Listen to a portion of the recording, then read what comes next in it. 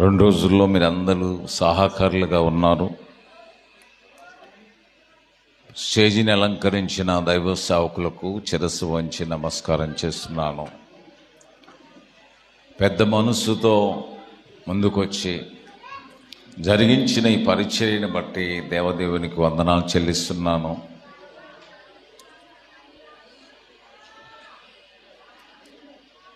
అసలు మీరు రాకపోతే సభలు సక్సెస్ అవ్వవు.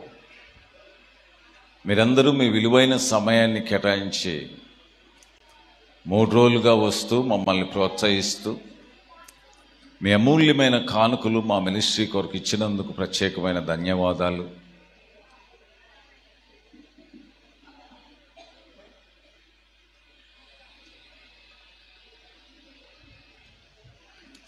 సేవకుల సదస్సు ఉదయకాల సమయంలో జరిగింది. మా అక్కచెల్లెళ్ళ సంఘం సభ్యులు విజయక్క, సరిత చెల్లె కూడా వచ్చారు. ఇక్కడ రండి, ముందుకు రండి. మా అక్కని మా చెల్లెల ముందు వచ్చి కూర్చుని ఇక్కడ పరిచయం చేయాలి మిమ్మల్ని.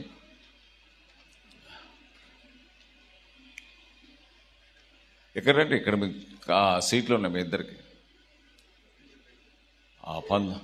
96లో పరిచయము,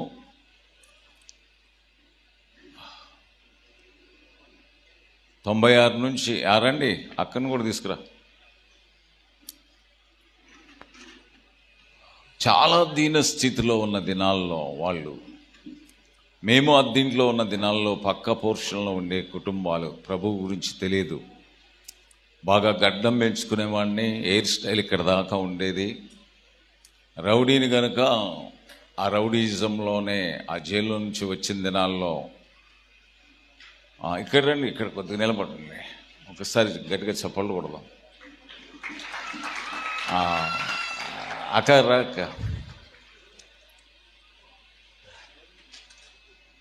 అక్క చెల్లెలు మా దగ్గర ఎవరైనా స్పీకర్ వస్తే ఆ స్పీకర్ గారు అనేవాళ్ళు, మీది అక్క చెల్లెల సంఘం, ఆ ఇద్దరికి ఏం చెప్పాలి అనేవాళ్ళు. వాళ్ళిద్దరే ప్రారంభించిన దినాలు మొదలుకొని ఇప్పటి వరకు ఉన్నారు, ఆశీర్వదించబడ్డారు. కన్నీళ్ళు ఉన్న దినాలు కూడా ఉన్నాయి, ఆహారం తిన్న దినాలు ఉన్నాయి, బంధువులు ఇంటికి రాని దినాలు ఉన్నాయి వారి జీవితాల్లో. కానీ వాళ్ళకొక కొడుకు, వీళ్ళకొక కొడుకు, ఇద్దరు సాఫ్ట్వేర్లుగా, ఒక కుటుంబం సింగపూర్లో, ఒక కుమారుడు సంబంధించిన ఆయన పెద్ద సాఫ్ట్వేర్ కంపెనీలో జాబ్ చేస్తున్నారు. నా జీవితంలో కూడా ఎంతో కన్నీరు ఉంటుంది. వినటం వలన విశ్వాసం కలుగుతుంది, నీతి కార్యాలు చేయొచ్చు, రాజ్యాన్ని జయించవచ్చు.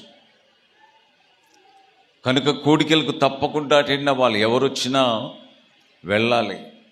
ఏ మినిస్ట్రీ వారు పెడుతున్నా కోడికలకు వెళ్ళి మీ విశ్వాసాన్ని వృద్ధి చేసుకొని మీ సంఘంలో బలమైన సాక్ష్యాలు చెప్పేవారుగా ఉండాలి. విశ్వసించువాడు కలవరపడడు, నీతిమంతుడు విశ్వాస మూలంగా జీవిస్తాడు. ఒక ఆయన పరిగెత్తుకుండా వెళ్తాడు, కూర్చొని చూస్తా ఉన్నాడు. ఆయన పరిగెత్తే ఆయన పలానా ఆయన కదా అనుకొని షాపులో కుర్చీలో కూర్చున్న లేచిపోయి, ఎందుకు అంత పరిగెత్తుతున్న, వయసులో పెద్దోడివి రారా అంటే, మీరు ఇక్కడ ఉన్నారని చెప్పి ఆయన వచ్చాడు. ఎందుకంత పరిగెత్తున్నావు అంటే, ట్రైన్ వస్తుంది, ట్రైన్ టయానికి నేను వెళ్ళి నా తల పెట్టాలనుకున్నాను అనుకున్న ఆయన్ని తీసుకొని వచ్చాడు, మందిరానికి తీసుకొచ్చాడు. వచ్చి ప్రేయర్ రిక్వెస్ట్ రాశాడు. ఇద్దరు కలిసి మందిరానికి వచ్చారు. నేను రాత్రి కోడికి వెళ్ళి ఇంటికి వచ్చేసరికి ఆ ప్రేయర్ రిక్వెస్ట్ చూశాను. ఈయనెవరు కొత్తగా వచ్చాడంటే, ఆయన చనిపోవాల్సిన సమయంలో షాప్లో ఆ డిఎస్ గారు కూర్చొని చూసి ఆయన పట్టుకొని వచ్చాడు. పట్టుకొని వచ్చినప్పుడు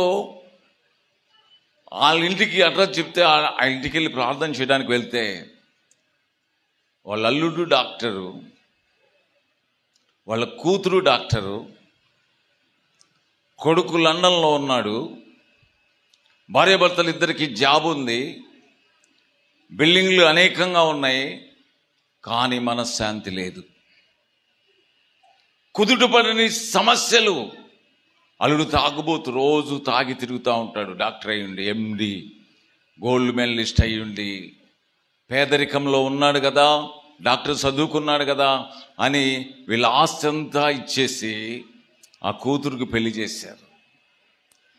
రోజు ఇంట్లో గొడవ. ఈయన ఎక్కడెక్కడో తిరిగి వస్తూ ఉంటాడు. కొడుకు లండన్లో ఉద్యోగం చేసుకుంటగా క్రాక్ అయిపోయాడు. మెంటలు వచ్చింది లండన్లో, తప్పి తిరుగుతున్నాడు లండన్లో. నేను ఎవరి కొరకు బతకాలి, దేని కొరకు బతకాలి అనే ఆలోచనతో చనిపోదాము అని చెప్పేసి భార్యాభర్తలు ఇద్దరు నిర్ణయం తీసుకున్నారు. ఎదురవుతున్నటువంటి కష్టాల మధ్య, కన్నీళ్ల మధ్య, వేదనల మధ్య, శోధనల మధ్య ప్రేరేపిస్తున్న సాతాను ఆత్మహత్య వైపు పరిగెత్తే అవకాశం లేకుండానే దేవుడు నిన్ను నన్ను బలపరచడానికి దైవ వాక్యాన్ని ఇచ్చాడు. ఎబ్రీలు రాసిన పత్రిక 10వ అధ్యాయము, ఎబ్రీ గ్రంథకర్త రాసిన ఆ పత్రిక 13 అధ్యాయాల అద్భుతమైన గ్రంథం.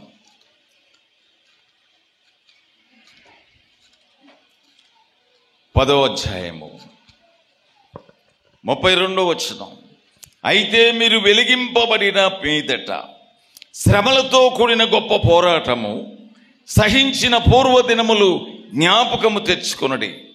ఒక విధముగా చూచితే మీరు నిందలను బాధలను అనుభవించుట చేత 10 మందిలో ఆర్హిడి పడితిరి. మరి ఒక విధముగా చూచితే వాటిని అనుభవించిన వారితో పాలివారైతిరి.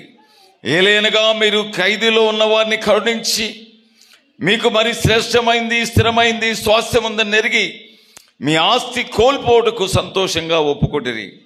కాబట్టి మీ ధైర్యము విడిచిపెట్టకండి. మీ ధైర్యం విడిచిపెట్టకండి. దానికి ప్రతిఫలముగా గొప్ప బహుమానం ఉంది. ధైర్యాన్ని ఎప్పుడైతే మనం పొందుకుంటామో దేవుని వాక్యం ద్వారా గొప్ప ఫలాలు చూస్తాం. వెళ్ళి ఈ వాక్యం చెప్పి వాళ్ళకి ప్రార్థన చేస్తూ వస్తూ ఉన్నాను. 3 నెలల వరకు కొడుకు ఎక్కడున్నాడో తెలియదు. లండన్లో రోడ్ల మీద తిరుగుతున్నాడు. నా కొడుకు నా ఇంటికి వస్తే చాలు అనుకున్నాడు. నాలుడు ఎండి, న్యూరో స్పెషలిస్టు. ఈ తాగుడు నుంచి విడుదల వస్తే బాగుండు, ఈ అమ్మాయిలతో తిరిగి అలవాటు పోతే బాగుండని భార్యాభర్తలు ఇద్దరు వేదన చెందుతున్న దినాల్లో పోయి వాక్యం చెప్పి బలపరిచి, మీరు ఆత్మహత్య చేసుకోవాల్సిన అవసరం లేదు. పరిస్థితి ఏది అయినా నీకు అనుకూలంగా లేకపోయినా నువ్వు ఎప్పుడు కూడా ఆత్మహత్య వైపు పరిగెత్తకూడదు. మొన్న ఒక ఆయన చర్చిలోనే ఊరేసుకున్నాడు. చర్చిలో ఎందుకు ఊరేసుకున్నాడు? ఆ ఊరు పోయాను. అయ్యా, ఈ చర్చికి ఇప్పుడు ఎవరు రావట్లేదయ్యా. ఎందుకు? ఆయన 20 సంవత్సరాలుగా చర్చికి వస్తున్నాడు. ఆయన ఇదే చర్చిలో ఊరేసుకున్నాడు. ఊరు ఏకమై వచ్చింది. మీ దేవుడు బ్రతికించేవాడు, దీవించేవాడు, మీ కన్నీళ్ళ బాష్పాలని తూర్చేవాడు. అలాంటి దేవుణ్ణి కలిగి మనకి ఫ్యాన్ గుర్తు రాకూడదు, మనకు గడ్డి మందులు గుర్తు రాకూడదు. మనకు గుర్తు రావాల్సింది కష్టాల్లో మన ప్రభు. సంఘంలో ఉండిపో, చర్చిలో ఉండిపో, నీ శోధన తొలగిపోయేంత వరకు, నీ బాధ నివారణ అయ్యేంత వరకు. కానీ కష్టం ఉంది కదా అని, కన్నీళ్ళు ఉన్నాయి కదా అని, సమస్యలు పరిష్కారం కావని నిరాశ ఎప్పుడు పడిపోకూడదు. రేపేమి సంభవించునో నీకు తెలియదు. రేపటి కొరకు నీకు సిద్ధపరిచిన మేళ్ళు ఎన్నున్నాయో నీకు తెలియదు. 3 నెలల వరకు వాళ్ళ ఇంట్లో రెగ్యులర్గా వెళ్ళి ప్రార్థన చేస్తున్నాను. రోమన్ క్యాథలిక్లో పెద్ద హెల్లర్స్ వాళ్ళు ఆదివారం ఆ చర్చికి బొమ్మని చెప్పాను. మిగతా రోజుల్లో కూడికలు పెడుతూ వాళ్ళ ఇల్లు బలపరుస్తున్నాను.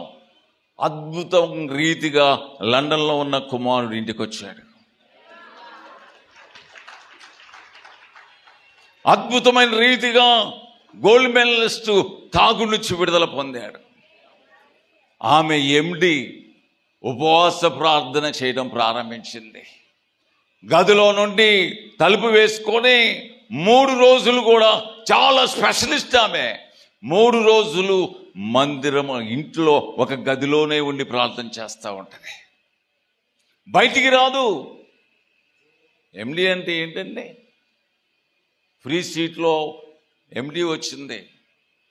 అలాంటి ఆమె, నా భర్తను మార్చిన దేవుడు, నా జ్ఞానాన్ని కూడా అద్భుతంగా ఎదిగింపజేసిన దేవుడు, నేను ఆయన సన్నిధిలోనే గడపాలని ప్రార్థన చేస్తే, గర్భసంచిలో ప్రాబ్లం ఉండే ఆమెకి పిల్లలు కలగరని చెబితే 3 రోజులు ఉపవాస కూడిక పెట్టుకొని వచ్చిన తర్వాత ఆమె ప్రెగ్నెన్సీ కన్ఫర్మ్ అయింది. కాబట్టి మీరు ధైర్యాన్ని విడిచిపెట్టకూడదు. ఏం విడిచిపెట్టకూడదు? పరిస్థితి నీకు అనుకూలంగా లేకపోవచ్చు, అనారోగ్యము నిన్ను వెంటాడొచ్చు, ఫైనాన్షియల్ ఒత్తిడి నిన్ను తరమొచ్చు, అప్పులు కట్టలేక, ఈఎంఐలు కట్టలేక, రకరకాల బాధల మధ్య నువ్వు నలిగిపోవచ్చు. కానీ నీ కన్నీళ్లను నాట్యంగా మార్చే దేవుడు నీతో ఉన్నాడు. దినవృత్తాంతాల గ్రంథము, దినవృత్తాంతాల 2వ గ్రంథము 15వ అధ్యాయము 7వ వచనం. కాగా మీరు బలహీనులు కాక ధైర్యము వహించుడి, మీ కార్యము సఫలమగుద్ది. కష్టాలలో, కన్నీళ్ళలో నలిగిపోయిన రోజులున్నాయి మా జీవితాల్లో. ఒక పక్క ఫైనాన్షియల్ ప్రాబ్లం, ఆర్థిక వ్యవస్థ మాకు సరిగ్గా లేదు, తినడానికి తిండి లేదు, మా ఇల్లు కూల్చారు. ఆ 96వ సంవత్సరంలో రౌడీ షీటర్గా ఉన్న నా జీవితము, అప్పటికే కూతురు, రైలు ఆపి పబ్లిక్ ఇంతమంది చూస్తుండగా మర్డర్ చేశారు నా స్నేహితులు. ఆ ట్రైన్లోనే అక్కుంది, వాళ్ళ అక్క, చనిపోతున్న వాళ్ళ అక్క. ఆమెను అక్కనే పిలుస్తాను. అక్క ఎక్కడికి వెళ్తున్నావు అక్క? తమ్ముడు ఖమ్మం వెళ్తున్నా అని చెప్పింది. అదే ట్రైన్లో నేనున్నాను, చంపినోళ్ళు నా స్నేహితులు. ఆ అక్క ఏం చేసిందంటే, ఈయన చేతులు ఇరిసి పట్టుకుంటే వాళ్ళు పొడిశారని పోలీస్ స్టేషన్లో కంప్లైంట్ ఇచ్చింది. పరిస్థితులన్నీ తారుమారైపోయినాయి ఒక్కసారిగా, ఆశలు ఒమ్మైపోయినాయి ఒక్కసారిగా, నిరాశలు ఆవరించున్నాయి ఒక పక్క. అప్పుడు మా కులదైవాలు చాలామంది, ఎన్నో వాటికి మొక్కాను, నేను ఈ హత్య చేయలేదు, చేయమని కూడా ప్రేరేపించలేదు, నా మీద ఇలాంటి కేసు పెట్టింది అక్క అని నా కులదేవతల దగ్గర పోయి మొక్కుకున్నాను. ఎవరు కూడా ఏమి చేయలేదు. మా అమ్మ మా నాన్న తీసుకొచ్చి పోలీస్ స్టేషన్లో వేశారు. మా ఇల్లంతా కూల్చేశారు. మాకున్న మేకలు, ఆ మందంతా తీసుకెళ్ళిపోయారు శత్రువులు. ఆస్తి మొత్తం గుల్లైపోయింది ఒక్కసారిగా. భార్య ఎక్కడో, 2 తమ్ముళ్ళు ఎక్కడో, చెల్లెక్కడో, మా పరిస్థితి అంతా తారుమారైపోయింది. ఎక్కడ కూడా రైల్లో ఎప్పుడు టికెట్ తీసుకునే అలవాట్లేదు నాకు. టీసీలు వస్తే మాకే నమస్కారం పెట్టి మేము టిక్కెట్లు వసూలు చేస్తాము అంటారు. మేము చెక్ చేసుకోమంటే చెక్ చేసుకోవాలి. హోటల్లో టిఫిన్ చేస్తే బిల్లు కట్టి అలవాట్లేదు. అయినా ఈగ పడితేందిరా దీంట్లో, మొత్తం తిన్న తర్వాత చెప్తాం.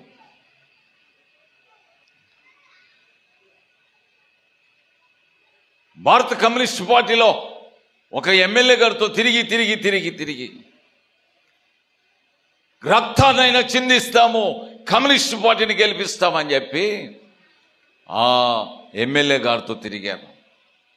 5 సార్లు ఎమ్మెల్యే. ఆయనతో తిరిగి నన్ను స్థిరపరుస్తాడేమో అనుకున్నాను. స్థిరపరిచేవాడు ఆకాశమందున్నాడు. ఎమ్మెల్యేలు ఎవరిని స్థిరపరచరు, మంత్రులు ఎవరిని స్థిరపరచరు. వాళ్ళు నీ ఓటు కొరకే నీతో ఫ్రెండ్షిప్ చేస్తారు. నిన్ను స్థిరపరిచేవాడు, నిన్ను దీవించేవాడు, నిన్ను ఐశ్వర్యవంతునిగా చేసేవాడు, నీకు ఆరోగ్యాన్ని ప్రదానం చేసేవాడు ఎవడంటే నజరేయుడైన యేసు.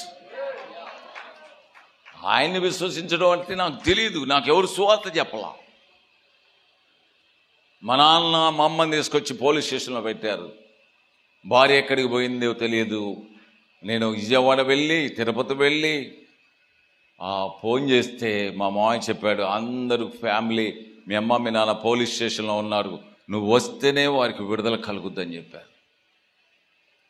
నేను వచ్చాను, సిఐ గారు కాళ్ళు పట్టుకొని అన్నాను, నేను హత్య చేయలేదయ్యా, ఆ మర్డర్ని కూడా ప్రోత్సహించలేదయ్యా, చంపింది నా స్నేహితులే, కానీ హత్యకి నాకు సంబంధం లేదంటే సిఐ గారు ఆలోచించారు. ఈయన కరెక్టే చెప్తున్నానులే అనుకున్నాడు. అరే, మర్డర్ చేసిన వాళ్ళు దొరికిన తర్వాత వాళ్ళతో కూడా విచారించి నిన్ను బయటికి పంపిస్తానని చెప్పాడు. మంచి సిఐ గారు ప్రతాప్ రెడ్డి గారు. వాళ్ళు కొద్ది రోజులకు దొరికారు, హత్య చేసిన వాళ్ళు కొద్ది రోజులకు దొరికారు. వాళ్ళు ఏం చెప్పారు తెలుసా? ఆయన సహకారం మాకు ఫుల్గా ఉంది, ఆయనే చేతులు ఇడిచిపెడితే మేము పొడి చేసామని చెప్పారు. దుష్ట సాంగత్యము మంచి నడవని చేరిపోద్ది. దుష్టుల ఆలోచన చొప్పున నడవక, పాపుల మార్గాన్ని నిలవక, అపాసకులు కూర్చుండి చోట కూర్చుండక యెహోవా ధర్మశాస్త్రము ధ్యానం చేయాలి. దుష్ట సాంగత్యము, వీళ్ళే నా స్నేహితులు, ప్రాణ స్నేహితులు అనుకున్నాను, వాళ్ళు నన్ను కేసులో ఇరికిచ్చారు. సిఐ విడుదల ఇవ్వాలనుకున్నా వీళ్ళ సాక్ష్యాన్ని బట్టి నన్ను జైల్లో ఉంచాడు. జైలుకి రాశారు. సబ్ జైల్లో ఉన్నాను. అంతకుముందు నాగపూర్ సెంట్రల్ జైల్లో ఉన్నాను.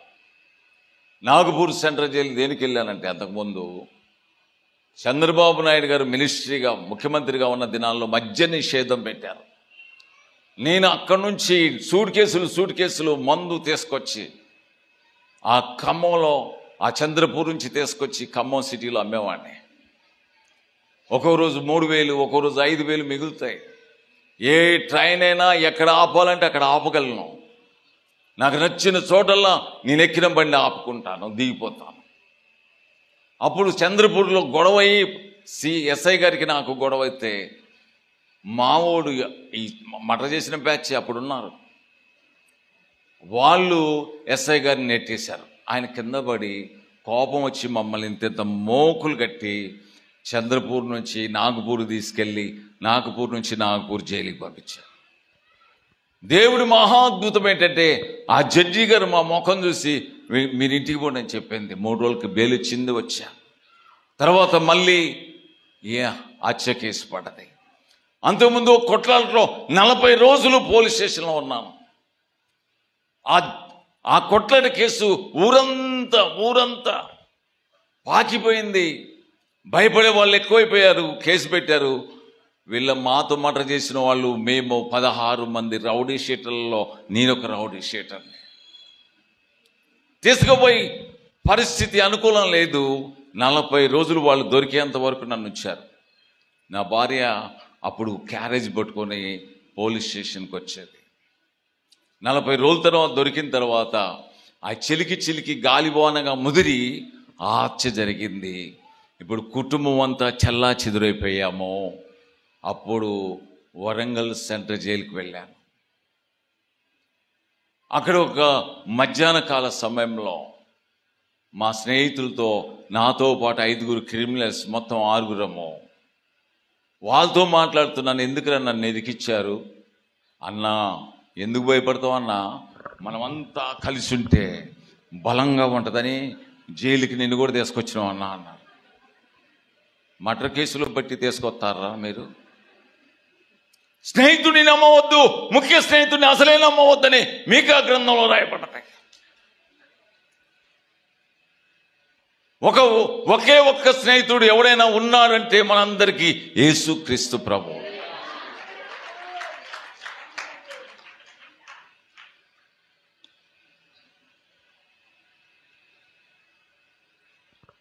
జైలుకి తీసుకెళ్లారు. జైల్లో కూర్చున్నాను.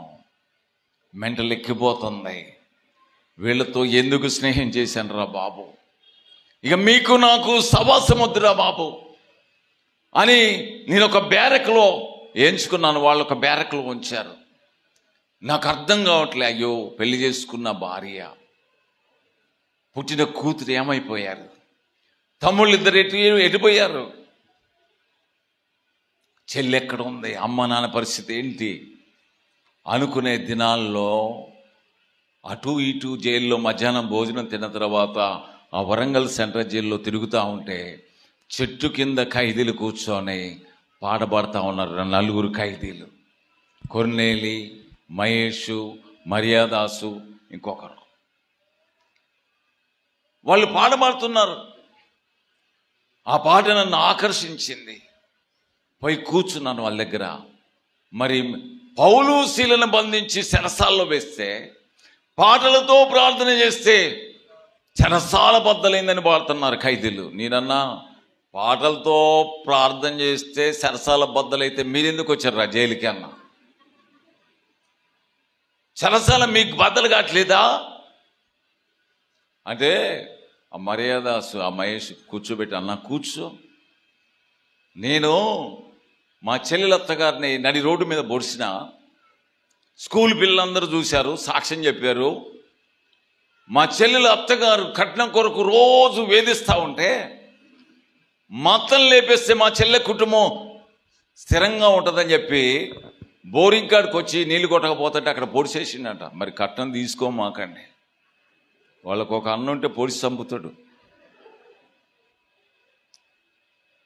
పెళ్లి చేసుకున్నంత వరకే మాటలు అన్నీ ఉండాలి. ఇంటికి వచ్చిన తర్వాత కట్నం దేపో, వాడంతా సొంటగాడి ఇంకోలేడు. భార్య తీసుకొచ్చే డబ్బు మీద బతికేటోడు వాడేమోగోడు. మా మామయ్య అన్నారు, ఇదంతా మంది అన్నాడు తోట. పెళ్లి చేసుకున్న తర్వాత ఒకప్పుడు మంది, ఇప్పుడు మంది కాదన్నాడు. నాకెందుకు ఆశ కలిగింది, కొద్దిగానే వస్తుంది, కొబ్బరికాయలు వస్తూ ఉంటాయి అనుకున్నా. తెలివి కళ్ళు చాలామంది ఉంటారు, అమ్మాయిని చూపెట్టి వెనకాల అంతుంది ఇంత ఉందని చెప్తారు. ఏం ఉండదాడా, నీకు నచ్చితే చేసుకో, లేకపోతే లేదు. ఆమె దొరకటమే మనకి బంగారం దొరికినట్టు. మన మోకానికి పిల్లనిచ్చే దేవుడు, తాగి తిరిగేటోడికి ఆమె ఒకే అంది. ఇద్దరం కలిసి గుళ్ళో పెళ్లి చేసుకున్నాం. ఒక గంప పులిహారతో అయిపోయింది. గంపడే పులిహార పెళ్ళి అయిపోయింది. మా దగ్గరికి పెళ్లి చేసుకోవాలని తెమ్మడే చేసేస్తా. వాళ్ళ వయసు కాస్త సెట్ అయిపోతే ఎమ్మడే పెళ్ళి 10 నిమిషాల్లోనే. జాల్మరకాయ గారి కూతురు పెళ్ళి ఎప్పుడైంది, ఇవాళ ఎంగేజ్మెంట్ అయింది, ఎల్లుండి పెళ్ళి అయింది. రేపు ఒక్కరోజు గ్యాప్ ఇచ్చిన, బట్టలు తెచ్చుకొని కుట్టించుకోండి అని చెప్పి 1,50,000 జీతం వాళ్ళ అల్లుడికి ఫ్రీగా చేసుకున్నాడు. కట్నం ఏమని అడుగుతున్నావా, గాడిదలాగా మారుతున్నావా అంటే, వాళ్ళ అల్లుడు అంటాడు, అమ్మాయి దొరకటం మాకు చాలా భాగ్యం అండి అన్నాడు. రూపాయి లేదు అయ్యగారి దగ్గర. మా దగ్గర ఎందుకుంటే డబ్బులు? ఓ కట్నం ఎంత ఇస్తారు అడగండి ముందు అనేటోళ్ళు కూడా ఉన్నారు, లేరంటారా? మహేష్ గొల్లోళ్ళ అబ్బాయి హత్య కేసులో వచ్చాడు. జిల్లా కోర్టు లైఫ్ వేసింది. ప్రభుని నమ్ముకున్నాను, నేను హాయిగా ఉన్నాను, నా కోర్టులో హైకోర్టులో నా కేసు నడుస్తుంది అని చెప్పి నేను అన్నాను. సరే కానీ ప్రభుని నమ్ముకోవాలంటే ఏం చేయాలా? మళ్ళీ ఇప్పటికి ఎన్నిసార్లు గుండు కొట్టించుకోవాలా? ఎన్ని అగరబత్తీలు వెలిగియాలా? ఎన్ని కొబ్బరికాయలు కొట్టాలంటే ఏమీ వద్దు. దేవుడికి నీ హృదయం చాలు. మన పాపములు మనం ఒప్పుకుంటే ఆయన నమ్మదగిన వాడు, నీతిమంతుడు గనక సమస్త దుర్నీతి నుంచి ఆయన మనకు విడుదలిస్తాడు అని చెప్పాడు. 3 రోజులు జైల్లో ఉపవాసం ఉండి చీమల పుట్టల్లాగా వస్తుంది పాపాల లిస్టు మైండ్లో.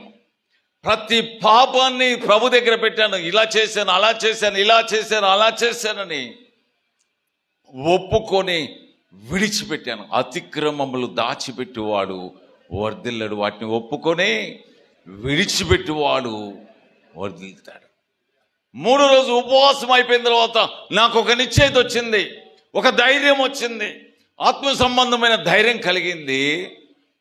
అప్పుడు అన్నాను, నీ గురించి చెప్పిన ఆ మహేష్ కేసు జైల్లోకి నాకు కొట్టుడిపోతే హైకోర్టులో నిన్ను నేను నమ్ముతానని చెప్పాను. అక్కడికి చెట్టు కింద మళ్ళీ 3వ రోజు 4వ రోజు వెళ్ళేసరికి ఆ ఖైదీలంతా కూర్చొని చక్కగా పాడబడుతున్నారు. దేవుని స్తుతించుడి, ఎల్లప్పుడు దేవుని స్తుతించుడి, ఆ దేవుని స్తుతించుడి, ఎల్లప్పుడు దేవుని స్తుతించుడి. హల్లెలూయా. ఏంటి బాబు పాడబడుతున్నారంటే, నిన్న మహేష్ కేసు హైకోర్టులో కొట్టుడిపోయింది. రోమపత్రిక 8:1 ప్రకారము క్రీస్తు యేసునందు వారికి ఏ శిక్ష, ఏ విధి లేదు, ఏ తలరాత లేదు, ఏ వాస్తు లేదు. తర్వాత ప్రార్థన చేసుకోవడం ప్రారంభించాను, వాళ్ళతో కలిసి ఆరాధన చేయడం ప్రారంభించాను జైల్లో. అప్పుడు జీసస్ కాల్స్ నుంచి ఒక ఉత్తరం వచ్చింది నాకు. వాళ్ళు నా గురించి రాశారు. నీ పక్కన 1000 మంది పడినా కుడి పక్క 10,000 మంది కుళ్ళ అపాయం నీ యొద్దకు రాదు అని చెప్పారు. ఆ ఉత్తరాన్ని నమ్మి విశ్వసించి నాతో ఉన్న 5 స్నేహితులతో మాట్లాడి, బాబు నాకు బెయిల్ వచ్చింది, నేను వెళ్ళిపోతున్నాను, మీ పరిస్థితి ఏంటో చూసుకోండి అంటే, వాళ్ళు అనుకున్నారు వీడు బయటికి పోగానే వాళ్ళు చంపుతారు వీడిని, వాళ్ళు జైలుకి వస్తారు, అప్పుడు మనం బయటికి పోదాం అనుకున్నారు. కత్తులు నాటు బాంబులతో ఆట ఆడుకునే మేము బైబిల్ గ్రంథాన్ని పట్టుకున్న తర్వాత ఎవడు మా మీద ఉమ్మేసినా మాట్లాడలేదు, ఎవడు మమ్మల్ని బూతులు తిడుతున్నా మాట్లాడట్లేదు, దేవుని ప్రేమను ప్రకటిస్తున్నాము. అప్పుడు జైల్లో మొట్టమొదటిగా బెయిల్ నాకు వస్తే బయటకు వచ్చాను 3 నెలల తర్వాత.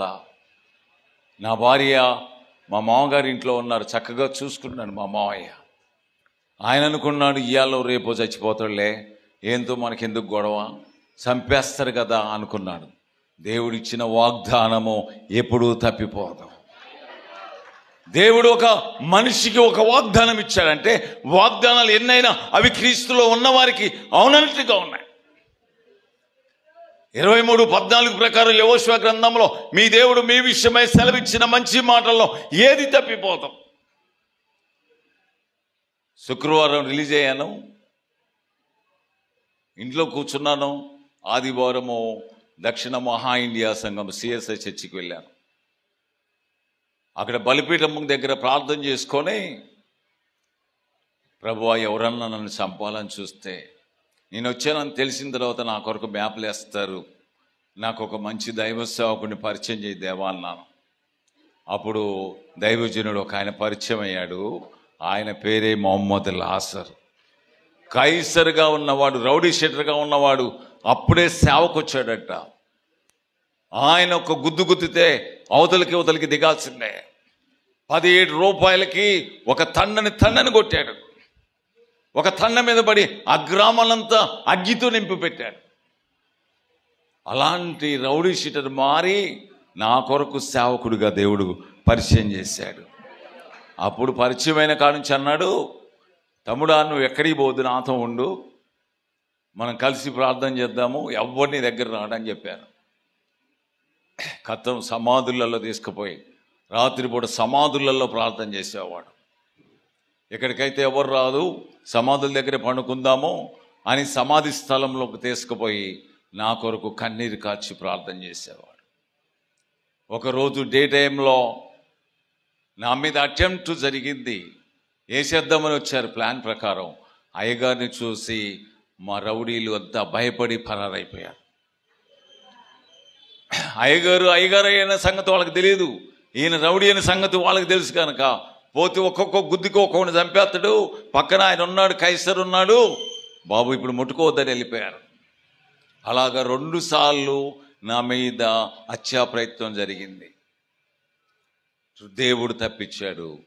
అప్పుడు మా పాస్టర్ గారు వెళ్ళి ఆ రౌడీలందరిని కూర్చోబెట్టి, పేటర్ విజయ్ కాదు అప్పుడు పుల్లారావు, హత్య చేయలేదనే సంగతి మీకు కూడా తెలుసు. ఆయన రిలీజ్ అయి బయటకు వచ్చాడు. మిగతా వాళ్ళ సంగతి మాకు తెలియదు. మా జోలికి వస్తే, మా పుల్లారావు జోలికి వస్తే నేను ఫీల్డ్కి దిగుతానని చెప్పాడు. అందరూ ఈయనకి దగ్గారండి. ఆ అక్క ఎదురైంది, నా మీద కేసు పెట్టినాక ఎదురేసిన తెత్తు దుమ్ము పోస్తుంది. నువ్వు ఒక్కడి చచ్చిపోతే మా ఊరు పేడ బొద్దురా అన్నది. నేను ఆ అక్క గురించి వెళ్ళి ప్రార్థన చేశాను. అక్క శాపంలో ఉంది, దరిద్రంలో ఉంది, దేవ రక్షణ దయచేయి అక్క గురించి అని ఉపవాసం ఉండి ప్రార్థన చేశాను. తెల్లారి వాళ్ళ ఆయనకి పక్షవాతం వచ్చింది. ఒక సేవకుడు వెళ్ళి స్వార్థ ప్రకటించడం ద్వారా ఆ కుటుంబం అంతా రక్షణలోకి వచ్చింది. ఇప్పుడు అక్క ఎట్లా అయిపోయిందంటే సొంత తమ్ముడిని చూసుకున్నట్లుగా చూసుకుంటుంది. ఆమె నా కేసు గురించి సాక్ష్యం చెప్పింది. ఈయన లేడు, ఆవేశంగా ఈయన మీద పెట్టాము కేసు అని చెప్పింది. నా కేసు కొట్టుడుపోయింది. నాకేమీ జరగట్లేదని 5 బయటకు వచ్చారు, 4 చంపబడ్డారు. తర్వాత ఆ చంపిన వాళ్ళు మళ్ళీ చంపబడ్డారు నక్సలైట్ల ద్వారా. ఇప్పుడు భార్యని పోషించుకోవాలా, కూతుర్ని పోషించుకోవాలా, ఎంతకాలం మా మామగారి ఇంట్లో ఉండాలి నేను అని 250 రూపాయల అద్దె కరెంటు బిల్తో సహా ఒక కిరోసిన్ స్టవ్ తీసుకొచ్చి, అది కూడా బదులు తెచ్చుకున్నాం, స్టవ్ కూడా కొనుక్కునే పరిస్థితి లేదు. ఆ రోజున ప్రారంభమైన విశ్వాస యాత్ర ఈ విధంగా దేవుడు ఆశీర్వదిస్తూ ముందు కొనసాగిస్తున్నాడు.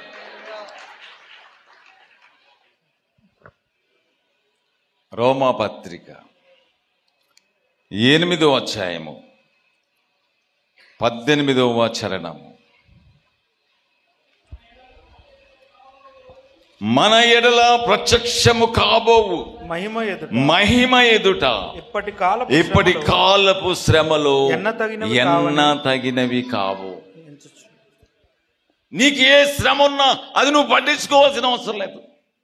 అగ్ని లాంటి శ్రమ షడ్రక్ మెషక్ అబేద్నెగోలకు ఎదురుగా అగ్నిగుండం, 7 చేపడ్డ అగ్నిగుండం. అప్పుడు వీళ్ళు అంటారు, రాజా ఇందును గురించిన చింత మాకు లేదు. Don't care. నీ కష్టం ఏదైనా డోంట్ కేర్, నీ రోగం ఏదైనా డోంట్ కేర్, నీ ఆర్థిక సమస్య ఏదైనా డోంట్ కేర్. దాన్ని నువ్వు లెక్క చేయాల్సిన అవసరం లేదు. ఎందుకు? నువ్వు తలగా ఉంటావు కానీ తోకగా ఉండవు. నువ్వు పట్టణంలో దీవించబడతావు, పొలంలో దీవించబడతావు, లోపలికి వచ్చేటప్పుడు దీవించబడతావు, వెలుపలికి వెళ్ళేటప్పుడు దీవించబడతావు. స్వరక్తం ఇచ్చి కొనుక్కున్న తర్వాత నిన్ను అప్పుల ఊబిలో ఉంచేవాడు కాదు, అనారోగ్యాల మధ్య నలిగిపోయేటట్టు చేసేవాడు కాదు ఆయన. అప్పటి నుంచి పరిచయమైన ఆదైవజనుడే మాకు ఆత్మీయ నాయకుడు. ఎంతమంది అయినా దైవ సేవకులు పరిచయం కావచ్చు, కానీ ఈ రోజు వరకు దైవ సేవకుడికి మార్చలా నేను. అప్పుడు మా ఇంటికి వచ్చి ఆ 250 రూపాయల అద్దె ఆ ఇంట్లో వచ్చి ప్రార్థన చేశాడు. నా కొరకు కన్నీళ్లు కార్చాడు. అప్పుడు పాల వ్యాపారం ప్రారంభించాను. తెల్లవారుజామున 3 గంటలకి. ఫస్ట్ రోజు 1 లీటర్ అమ్మితే రూపాయి వచ్చింది కమిషను. ప్రార్థన చేసి ప్రారంభిస్తే నెల రోజులు తిరక్కముందే రోజుకి 1500 లీటర్ల పాలు సేల్ అయ్యేది. పెళ్ళిళ్ళు ఎక్కడ పెళ్లి జరిగినా అక్కడికి పాలు పెరుగు నా ద్వారా సప్లై అయ్యేది. ఆ తర్వాత పిల్లలు చదవటం ప్రారంభించారు. తర్వాత కుమారుని దేవుడు ఇచ్చాడు. ఆ 250 రూపాయల అద్దెంట్లో ఉంటూ టైంలో మా అక్క విజయక్క పరిచయం అయింది. అక్క నేను ఒక వ్యాపారాన్ని పెట్టుకుందాం అనుకున్నాను అక్క అంటే, మెల్లో పుస్తెల తాడు తీసుకొచ్చి ఇది బ్యాంకులో పెట్టుకుని ఆ డబ్బులతో కొట్టు పెట్టుకోండి. ప్రభువును విశ్వసించింది. అప్పుడు grace time video mixing unit అని ప్రారంభించే తెల్లవార్లు నడుస్తూనే ఉంది. రాత్రింబొగుళ్ళు 10 మంది పనిచేస్తూ ఉన్నారు. అప్పుల రుణభారాలు పోయినాయి. ఆర్థిక వ్యవస్థలో మెరుగైపోయింది. రేపటి కొరకు సిద్ధపరిచిన మేలు కొరకు ఈరోజు నువ్వు ధైర్యం వహించాలి. ధైర్యం ఎలా వస్తుంది? యోబు గ్రంథము 11వ అధ్యాయము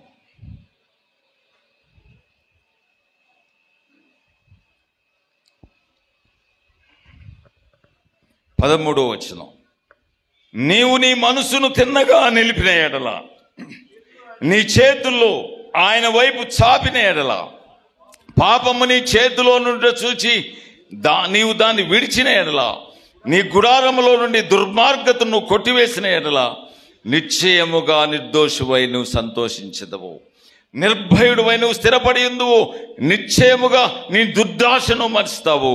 దాటిపోయిన పారు నీటిని జ్ఞాపకం చేసుకున్నట్లు నీవు దాన్ని జ్ఞాపకం చేసుకుంటావు. 18వ వచనం, నమ్మకమునకు ఆస్పాదం కలుగును గనక నీవు ధైర్యంగా ఉంటావు. పాపము నీలో ఉంటే, నీ చేతిలో ఉంటే దాన్ని విడిచిపెట్టు.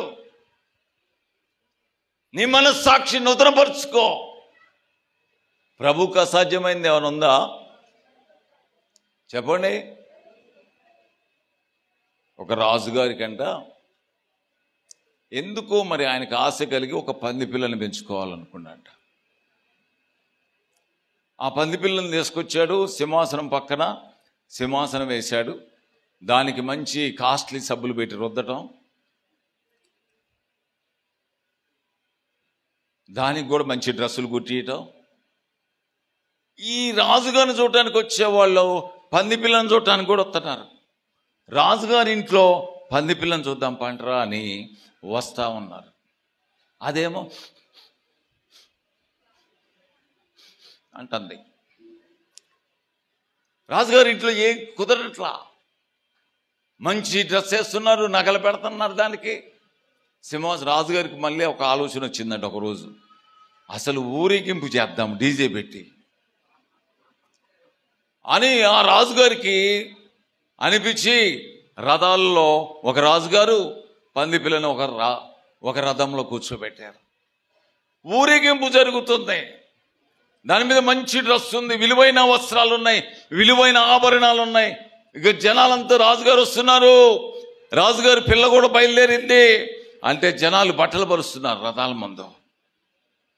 ఇది అటు ఇటు చూస్తుంది. రథం మీద కూర్చున్నది మర్చిపోతుంది. ఒంటి మీద విలువైన వస్త్రాలు ఉన్నాయని, మెడ నిండా బంగారు ఆభరణాలు ఉన్నాయని తెలియట్లే. అది అటు చూసి ఇటు చూసి ఒక మురికి గుంట రాగానే లటుక్కుని దూకింది. ఈరోజు క్రైస్తవుడు ప్రభు బల రోజులో మంచి పరిశుద్ధంగా జీవించడానికి ఇష్టపడతాడు. మంచి తీర్మానాలు క్రిస్మస్కి, హ్యాపీ న్యూ ఇయర్కి. కానీ పాపపు వాసన, మురికి వాసన తగలగానే దాంట్లో దూకుతున్నాడు. నువ్వు ఎలా అభివృద్ధి కావు, ఇంకా నీ స్వభావం మారలా. పేతురు అంటాడు, పేతురు ఏమంటాడంటే,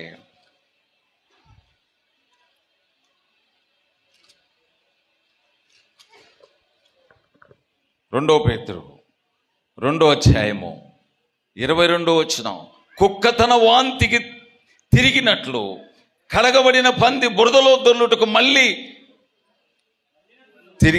మళ్ళినట్లు నిజమైన సామెత. మళ్ళీ పోయి బొర్లినట్టుగానే ఆదివారం ఎంతో భక్తిగా ఉంటాము, దైవ సేవకుడు చెప్పిన వాక్యం వింటాం, కానీ అదే స్థితి ఎలాగ నువ్వు దేవుని దగ్గర ధైర్యం ఉండగలుగుతుంది నీకు? దావీదు అంటాడు భక్తుడు, దేవుని హృదయానుసారుడు, 27వ కీర్తనలో, 10,000 మంది నా మీదికి దిగి వచ్చిన దీంట్లో నేను ధైర్యం విడవను. దండు దిగినా ధైర్యం విడవను. ఆయన నా కుడి పార్శ్వంగా ఉన్నాడు కనుక నేను కదల్చబడను. ప్రభుకు ఆయాసంగా జీవిస్తున్నావా? మార్చుకొని చూడు, పరిస్థితులన్నీ మార్చేస్తాడు. అద్భుతాలు చేసే దేవుడు నిన్న నేడు ఏకరీతిగా ఉన్నాడు. హల్లెలూయా. అప్పుడు కూలిపోయిన ఇల్లు మళ్ళీ కట్టాము, చెల్లెలు తమ్ముళ్ళని చేరదీశాము. మా నాన్నతో చెప్పాను, ఇక నువ్వు కష్టపడాల్సిన అవసరం లేదు, బాధ్యత నాది. 2 తమ్ముళ్ళు వ్యాపారంలోకి వచ్చేసారు. రాజస్థాయి ఫోటోగ్రఫీ అవార్డు వచ్చింది. కేసులు కొట్టుకుపోయినాయి. ఆర్థిక వ్యవస్థ మెరుగైతుంది. మీ చెల్లెకి పెళ్ళి ఎప్పుడు చేస్తావు? చెల్లె, ప్రభుని నమ్ముకో, మంచి జీవిత భాగస్వామి దొరుకుతాడు అంటే మా చెల్లి అంటది, నువ్వు దిగింది చాలు. ఇదేమన్నా దింపుడు కాలం అండి? నువ్వు దిగింది చాలు అమ్మ, చెప్పు అన్నయ్యకి డబ్బు సంపాదిస్తున్నానని పోషిస్తున్నానని ఆయన చెప్పినట్టుగా ఆ మతంలో దిగాలా? ఆయన చెల్లెల మీద ప్రేమతో మా అమ్మ మా నాన్ని సన్మానించాలని 9 మంది పెళ్లి కొడుకులను తీసుకొచ్చాడు. వస్తున్నాడు, స్వీట్ తింటున్నాడు, కారా తింటున్నాడు. మా చెల్లె టీ ఇయటానికి వచ్చేసరికి జంప్ అవుతున్నాడు. నేనేమో హల్లెలూయా స్తుతి మహిమా ఎల్లప్పుడు ఏం ప్రార్థన చేస్తున్నాను? సంబంధం ఎట్టి పరిస్థితుల్లో కుదరకూడదు, నేను నమ్ముకోకుండా అని ప్రార్థన చేస్తున్నా. మా అమ్మ మా నాన్న బాధపడతానని 9 మంది పట్టుకొచ్చి 9 కేజీల స్వీటు 9 కేజీల కారా అయిపోయింది. కానీ ఒక్కడు కూడా నిలకడగా లేడు. చెల్లె బయటకు వస్తే కనపడితే కథం, జంపు జిలానా. ఇప్పుడు మా ఫ్రెండ్స్ ఉన్నారు, వాళ్ళ ఫ్రెండ్స్ ఉన్నారంట. వాళ్ళ ఫ్రెండ్స్ ఉండి ఒక్కాడ ఒక చెట్టు ఉంది, ఆ చెట్టుకు పోయి ఒకటి తాయిత గట్టొస్తే పెళ్ళి అమ్మడైతుంది మనూరోళ్ళకి, మనం కూడా పోదాంప అంటే మా చెల్లె వాళ్ళ ఫ్రెండ్స్ కలిసి ఆటోలో పోతున్నారు దానికి తాయిత కడతానికి. ఒక ఫ్రెండ్ వచ్చి నాతో చెప్పింది, అన్నయ్య మీ చెల్లెలు ఆటో వేసుకొని కొంతమందిని తీసుకొని పలానా ఊరు పోయి ఒక చెట్టు ఉందంట, దానికి గట్టొస్తారంట. నేను అమ్మడే చాపేసి మోకాళ్ళు వేసి, దేవా ఊరంతా చూస్తున్నావుగా నువ్వు, మా చెల్లెలు ఎక్కడుందో నీకు తెలియదా? ఆ చెట్టు నన్ను కూల్చు, మా చెల్లెని మాత్రం ఎట్టి పరిస్థితిలో ఆ చెట్టు దగ్గరికి పోకూడదన్న. అర్ధగంట ఆగిన తర్వాత ఫోన్ వచ్చింది, అన్నయ్య అన్నయ్య ఏమైందమ్మా? అన్నయ్య యాక్సిడెంట్ అయింది, నా చెయ్యి ఇరిగింది. కుడి చెయ్యి ఇరిగింది. ఏ చేత్తో కడతానికి పోయింది? అసలే మామూలుగా ఉంటేనే జంప్ అవుతున్నారు. అమ్మా నువ్వేం భయపడకు, రా హాస్పిటల్లో నేను వైద్యం చేపిస్తాను, డబ్బులు కావాల్సినవి ఉన్నాయని చెప్పి హాస్పిటల్లో జాయిన్ చేసిన తర్వాత, హాస్పిటల్లో ఆపరేషన్ చేసి స్టీల్ రాడ్ వేసిన తర్వాత, నైటీలో కూర్చున్న తర్వాత అప్పుడు అంటుంది, బైబిల్ దేని అన్నయ్య? బైబిల్ చదువుకుంటాను, నాకు కూడా ప్రార్థన చేయి, నేను కూడా ప్రభుని నమ్ముకుంటాను అంది. అప్పుడు ఒక ఫ్యామిలీ తల్లి కొడుకు వచ్చారు హాస్పిటల్కి. వచ్చి దర్శనంలో దేవుడు చూపెట్టాడండి, హాస్పిటల్కి పంపని, మీ చెల్లెని చేసుకోమని చెప్పాడండి దేవుడు అని ఒక విశ్వాస కుటుంబం వచ్చిందండి. అమ్మా తల్లులారా, మామూలుగా మా ఇంట్లో కూర్చోబెట్టి చూస్తేనే పోతున్నారు అంతా, ఇప్పుడు హాస్పిటల్ ఉన్నామని ఏం చూపెడతామంటే, లేదండి అది నల్లగుంటదని కూడా చెప్పారు, దేవుడే చెప్పాడు పరమగీతాల ద్వారా అని అక్కడే ఓకే అయిపోయిందండి. ఇద్దరు పిల్లలు చక్కగా ఉన్నారు, అద్భుతంగా పరిచర్య చేస్తున్నారు, పరిచర్యలో సహకరిస్తున్నారు. నెలకు వచ్చేసరికి సంవత్సరంలో చెల్లె నుంచి కానుక 50,000 పైన వస్తుంది.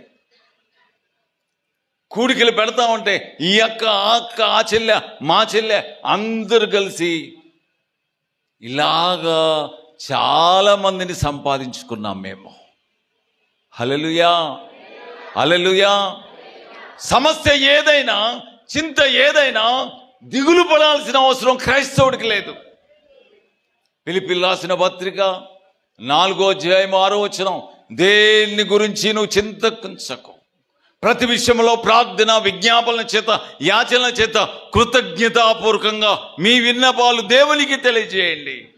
అప్పుడు సమస్త జ్ఞానానికి మించిన దైవిక సమాధానము మీ హృదయాల్లో తలంపుల్లో కాబిలి ఉంటుంది. దేని గురించి చింతపడద్దు. నువ్వు చింతించడం వల్ల 3 ఎత్తు పెరుగుతావా? నీ చింత యావత్తు ఆయన మీద పోయి ఆయన నిన్ను గురించి చింతిస్తున్నాడు. దేనికి చింత? పెళ్లి కాలేదని చింత, రోగం పోలేదన్న చింత, ఫైనాన్షియల్గా ఆర్థికంగా ఎదగలేదన్న చింత, ఇల్లు లేదన్న చింత. వైజాగ్లో ఒకడికే 700 ఇల్లు ఉన్నాయి. ఒకటి ధనం విస్తరించుట అది వాని జీవానికి మూలం కాదు. వైజాగ్లో ఒక్కొక్కరికి 40 ఇళ్ళు, 50 ఇళ్ళు, ఒకడికి 700 ఇళ్ళు ఉన్నాయి. కానీ ఆ 700 ఇల్లోడు ఆత్మహత్య చేసుకున్నాడు. డబ్బు వస్తుంది, డబ్బు రాగానే చింతలు పోవు.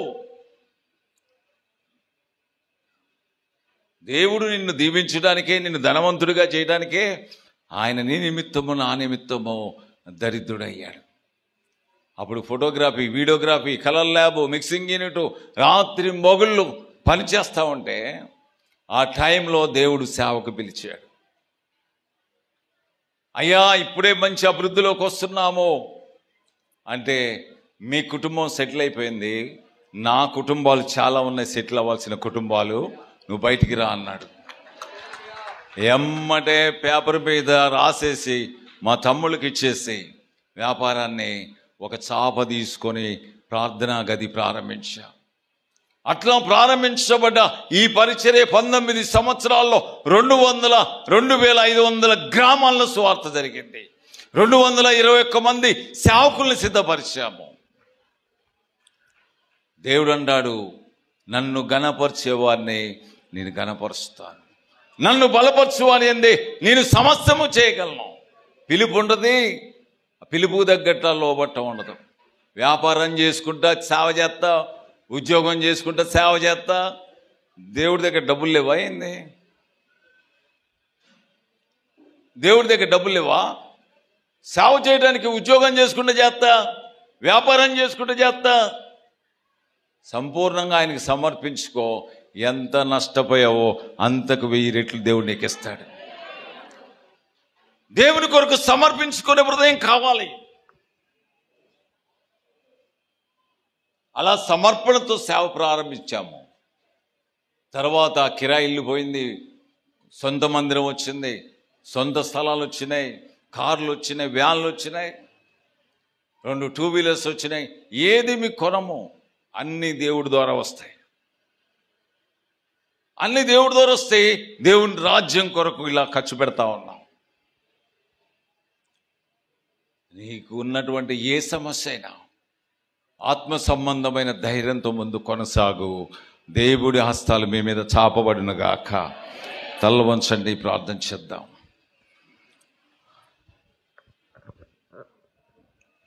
అందరూ తల వంచండి.